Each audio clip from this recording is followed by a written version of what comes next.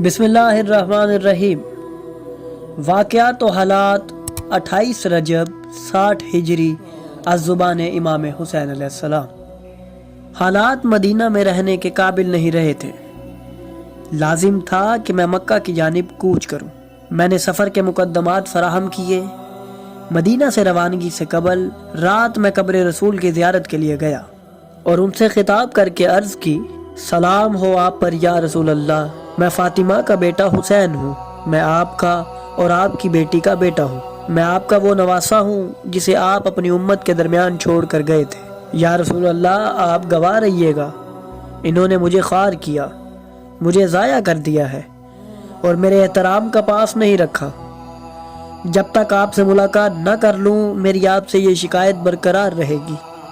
آپ پر خدا کا درود و سلام ہو۔ بار الہا، یہ تیرے نبی محمد کی قبر ہے اور میں ان کا نواسا ہوں۔ میرے ساتھ ایک واقعہ پیش آیا ہے جسے تو جانتا ہے۔ خدایا، بے شک میں اچھائیوں کو پسند کرتا ہوں اور برائیوں سے بیزار ہوں۔ اے جلال و کرامت کے مالک، اس قبر اور جو اس میں پنہاں ہے اس کی حرمت کے واسطے تجھ سے التجا کرتا ہوں۔ اس واقعے میں میرے ساتھ وہی پیش آئے جس سے تو راضی و خوشنود ہو۔ پھر اسی مقام پر بیٹھے بیٹھے قبر رسول پر میری آنکھ لگ گئی۔ خواب میں حضرت کو دیکھا۔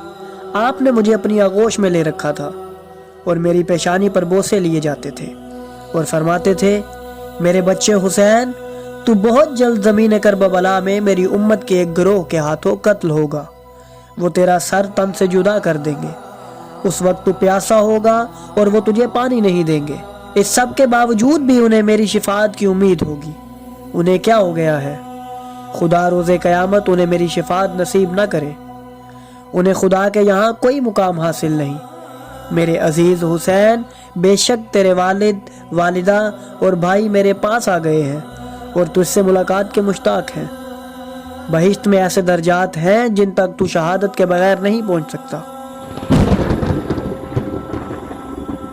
اب جب کہ ہم مدینہ سے روانگی کے لیے تیار تھے، اس وقت میرے بھائی محمد حنفیہ مجھ سے ملاقات کے لیے آئے۔ انہوں نے مجھ سے اپنی محبت کا اظہار کیا، نیز بہت ہی الفت سے بات کی۔ آخر میں مجھے مشورہ دیا، مکہ چلے جائیے، اگر آپ کو وہاں بھی امن و امان نصیب نہ ہو تو یمن کی راہ لیجیے، اور اگر وہاں بھی خطرہ ہو تو ایک شہر سے دوسرے شہر میں منتقل ہوتے رہیے یہاں تک کہ خدا کوئی راہ پیدا کرے۔ میں نے ان سے کہا، بھائی خدا کی قسم، اگر دنیا میں میرے لیے کوئی پناہ گاہ باقی نہ بچے تب بھی یزید بن معاویہ کی بیعت نہیں کروں گا، چونکہ رسول اللہ صلی اللہ علیہ وآلہ وسلم نے فرمایا تھا، خدایا یزید کے لیے برکت نہ رکھنا۔ محمد حنفیہ کی حالت تبدیل ہو گئی اور وہ اپنے گریے پر قابو نہ رکھ سکے۔ میری آنکھوں سے بھی آنسو جاری ہو گئے۔ میں نے ان سے کہا، میرے بھائی، خدا آپ کو جزائے خیر دے۔ حقیقت یہ ہے کہ آپ نے میرے لیے خیر چاہی اور اچھے نکات کی جانب اشارہ کیا۔ انشاءاللہ امید رکھتا ہوں کہ آپ کی رائے محکم اور درست ہوگی۔ میں نے مکہ جانے کا ارادہ کیا ہے۔ میں خود، میرے بھائی، میرے بھائیوں کی اولادیں اور میرے شیعہ اس روانگی کے لیے تیار ہیں۔ ان کی رائے وہی ہے جو میری رائے ہے، ان کا ارادہ بھی وہی ہے جو میرا ارادہ ہے۔ لیکن اے بھائی، آپ کا ہمارے ساتھ آنا لازم نہیں ہے۔ آپ مدینہ میں ہی رکیے اور اس شہر میں میری آنکھ بند کر رہیے۔ یہاں کی ساری خبریں مجھے ارسال کرتے رہیے گا۔ بھائی حنفیہ سے بات چیت کے بعد میں نے کاغذ قلم طلب کیا اور اپنا وصیت نامہ لکھ کر انہیں تھما دیا۔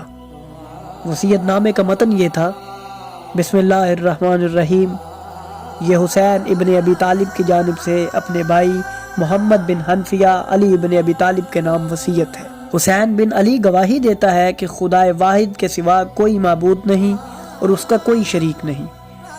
محمد صلی اللہ علیہ وآلہ وسلم اس کے بندے اور رسول ہیں اور انہوں نے خدا کی جانب سے پیغام حق پہنچایا ہے۔ گواہی دیتا ہوں کہ جنت و جہنم حق ہے اور بغیر کسی شک و تردید کے قیامت آ کر رہے گی۔ خدا قبور میں پنہا اجسام کو باہر نکالے گا۔ حقیقت یہ ہے کہ میں تکبر اور خود بینی، زیادتی، عیاشی، فساد اور ظلم و ستم کے لیے قیام نہیں کر رہا۔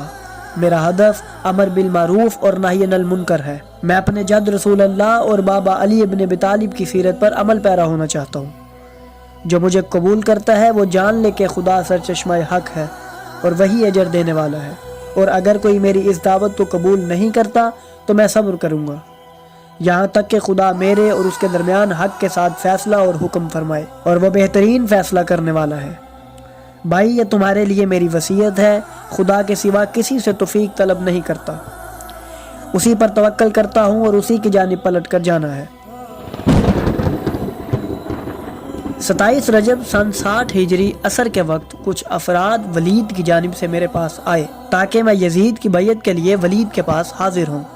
میں نے ان سے کہا، کل صبح تک انتظار کرو، پھر ہم اور تم دیکھ لیں گے کہ کیا ہوتا ہے۔ انہوں نے قبول کر لیا اور اصرار نہ کیا۔ میں نے اسی رات مکہ کے قصد سے مدینہ ترک کر دیا۔ رات کے اندھیرے میں میں نے مکہ کی جانب کوچ کیا۔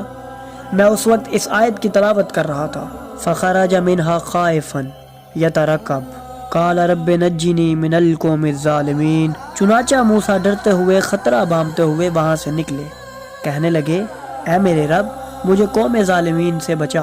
میں نے مکہ جانے کے لیے اصلی راہ کا انتخاب کیا اور چھوٹے اور غیر معروف راستوں سے اجتناب کیا۔ میرے ساتھ چلنے والوں میں سے بعض افراد نے غیر معروف راستے اپنانے کا مشورہ دیا تاکہ کوئی ہمارا پیچھا نہ کرے۔ میں نے ان سے کہا، خدا کی قسم، میں اصلی اور معروف راستے سے نہیں ہٹوں گا۔ خدا جس چیز کو پسند فرماتا ہے اسے مقدر فرمائے گا۔ ان میں سے ایک مسلم بن عقیل تھے جنہوں نے غیر معروف راستے اختیار کرنے کا مشورہ دیا۔ انہوں نے کہا، غیر معروف راستے سے جانا بہتر ہے۔ عبداللہ بن زبیر نے بھی ایسا ہی کیا، کیونکہ ممکن ہے کہ حاکم کے سپاہی ہمارا پیچھا کرتے ہوئے یہاں آن پہنچے اور ہمیں آ لیں۔ میں نے ان سے کہا، بھائی، خدا کی قسم، میں کسی طور معروف راستے سے نہیں ہٹوں گا یہاں تک کہ مکہ کے گھر دکھائی دینے لگے، اور پھر ہم شب جمعہ 3 شعبان کے دن مکہ میں داخل ہو گئے۔